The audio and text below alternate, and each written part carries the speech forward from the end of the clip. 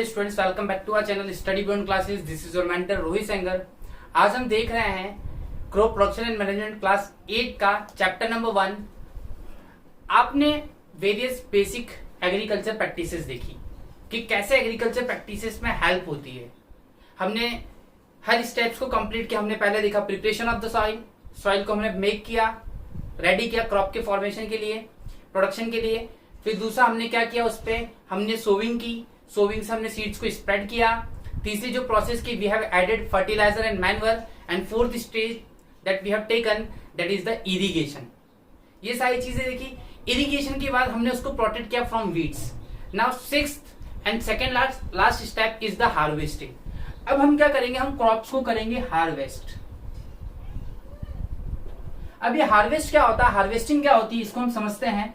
Harvesting का मतलब होता है कि जब क्रॉप पक जाती है तो उसको कटिंग कर लेते हैं हम लोग, उसको हम काट के रख लेते हैं, तो उस प्रोसेस को बोलते हैं harvesting. The cutting of crops after get it matured. जब वो मैच्योर हो जाती है हम उसको काट के रख लेते हैं, that is called harvesting. The process of cutting crops after it get matured is called harvesting। उसको हम बोलते हैं हार्वेस्टिंग। तो ये हो गया आपका हार्वेस्टिंग वाला पार्ट। अब ये हार्वेस्टिंग करने के बाद होता क्या है, जैसे ही फॉर एग्जांपल अगर आप चावल को निकालते हैं तो चावल निकलता है धान में से, पैडी में से। तो आपने देखा होगा कि ये राइस है, उसके ऊपर एक ब्राउन कलर का छिलका होता है, ब्राउन कलर का छिलका होता है, वो होता है चाफ। अब उस चाफ से क्या किया जाता है, उस चाफ को जब सीड से अलग किया जाता है तो उसको बोला जाता है थ्रेशिंग। उसको बोला जाता है थ्रेशिंग। देखिए थ्रेशिंग क्या होती है,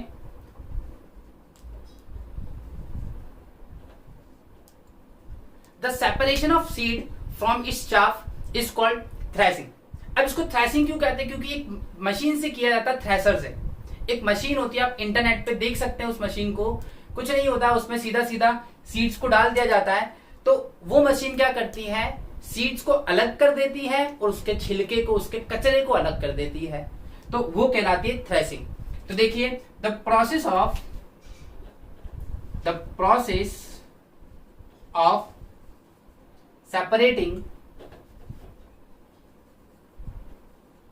separating grains from chaff is called threshing, and this threshing can be done with the help of thresher।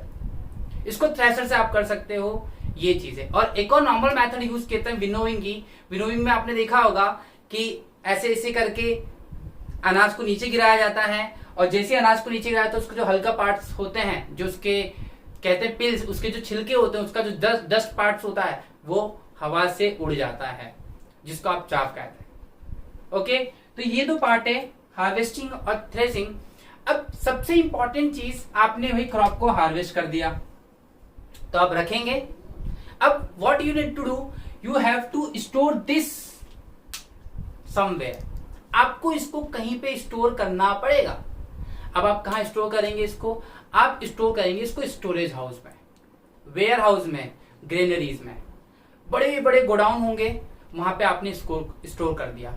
वो जो बड़े बड़े गोडाउन होते हैं उसको आप दूसरी लैंग्वेज में वेयर हाउस भी बोलते हैं और ग्रेनरीज भी बोलते हैं। तो ग्रेनरीज क्या है, the place where the grains are stored. देखिए मैं रब कर रहा हूं, इसको आप लिख लीजिएगा पैरेलल, वीडियो को पॉज करके। देखिए ग्रेनरीज क्या होती है, granaries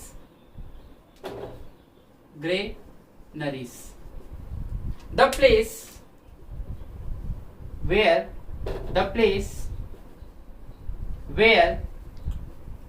the grains are stored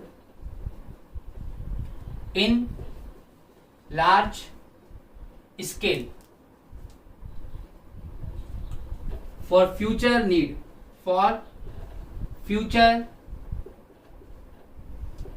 ठीक है। भविष्य के लिए आपने सेव कर दिया, क्योंकि ऑब्वियस ही बात है कि अगर आप आटा खरीद के लिए आप आटा एक दिन में नहीं खा सकते, then what you do, you simply put that particular flour into a container. आप एक महीने तक फिर आप उसको यूज कर सकते हैं। जहां ओवर खत्म हुआ तो बस यही जब बड़े लेवल पे हम लोग करते हैं तो दैट इज कॉल्ड ग्रेनरीज और वेयर हाउस। ओके, तो हम यहाँ पे बड़े बड़े गोडाउन्स में, आपने देखा भी होगा हाईवे से निकलते तो बड़े बड़े गोडाउन्स में अनाज को रोक रखा जाता है। और इन 9th class you will study in detail कि कैसे उसको प्रोटेक्ट करेंगे हम, क्योंकि जब उसको रखा जाता है तो बहुत सारी ऐसी प्रॉब्लम्स उनको फेस करनी पड़ती है। चूहे खा जाते हैं, बरसात धूप पानी वानी से वो अनाज खराब हो जाता है, तो उसके लिए हमें एक अलग स्टेप्स रखनी पड़ती है उसको बचाने के लिए, वो हम बाद में पढ़ेंगे। बट सबसे इंपॉर्टेंट है यहाँ पे ग्रेनरीज, मतलब स्टोरेज में आएगा आपका ये पार्ट। हमने अनाज को स्टोर भी कर दिया। अब वहीं पे खाना सिर्फ प्लांट से नहीं आता है, कुछ ना कुछ हिस्सा हम एनिमल से भी लेते हैं, उसको हम कहते हैं एनिमल हस्बेंड्री। Animal husbandry. अब एनिमल हस्बेंड्री क्या होता है? एनिमल हस्बेंड्री का मतलब होता था rearing and caring of animals for the profit. The rearing and caring of animals for profit is called animal husbandry. आपने देखा होगा गाय पालते हैं, गाय को क्यों पालते हैं? मिल्क के लिए। आपने देखा होगा मुर्गी पालते हैं, मुर्गी को क्यों पालते हैं? एग्स के लिए, चिक्स के लिए। तो ये सब जो चीजें होती है that is called animal husbandry. आपने शिप को भी देखा होगा, वूल यूज करते हैं हम लोग उसका। तो एनिमल हस्बेंड्री क्या है? Rearing and caring of animals for the profit. Particular हमारा जो टारगेट है प्रॉफिट पे है। तो आपने इस चैप्टर में देखा कि कैसे एग्रीकल्चर प्रैक्टिसेस में सारी चीजें मिलके हमारे क्रॉप के प्रोडक्शन को कर रही हैं। और चूंकि चैप्टर का नाम ही था क्रॉप प्रोडक्शन एंड मैनेजमेंट, तो हमने देखा इसका प्रोडक्शन कैसे होता है और इसका मैनेजमेंट कैसे होता है। इस पूरे चैप्टर में आपने देखा कि क्रॉप को कैसे लगाया जाएगा, क्रॉप को कैसे बचाया जाएगा, क्रॉप को कैसे काटा जाएगा, क्रॉप को कैसे रखा जाएगा। तो ये जो पूरा कंक्लूजन था, यहाँ पे जो सीधी सी चीज हमने देखी, ये सारा दारोमदार और कोई नहीं करता है इंडिया में, ये करते हैं बेसिकली फार्मर्स जो विलेज से आते हैं। जो क्रॉप को प्रोडक्शन करने का मेन मोटिव है, जो पूरा क्रेडिट हम उनको दे सकते हैं, क्योंकि जो फार्मर्स हैं वही आपके लिए क्रॉप का प्रोडक्शन कर रहे हैं। आप तो आप आराम से घरों में बैठे हैं, आपको टाइमली सारी चीजें मिल रही हैं, चाहे वो आपका खाना हो, चाहे वो आपका पानी हो, A to Z चीज आपको अवेलेबल है। आपको कमी किसी चीज की नहीं। क्यों? क्योंकि कहीं पे एक फार्मर अपना प्रोडक्शन कंटिन्यूस कर रहा है आप लोगों के लिए। तो ये जितनी भी चीज है ये एग्जाम पॉइंट ऑफ व्यू के हिसाब से बहुत इंपॉर्टेंट है। मैंने आपको ड्यूरिंग द सेशन ही बता दिया था कि कौन से कंटेंट इंपॉर्टेंट है, कौन से इंपॉर्टेंट ज्यादा नहीं है। तो आप इसको पढ़ लीजिएगा। I hope you like it. Please don't forget to subscribe and like. Thank you.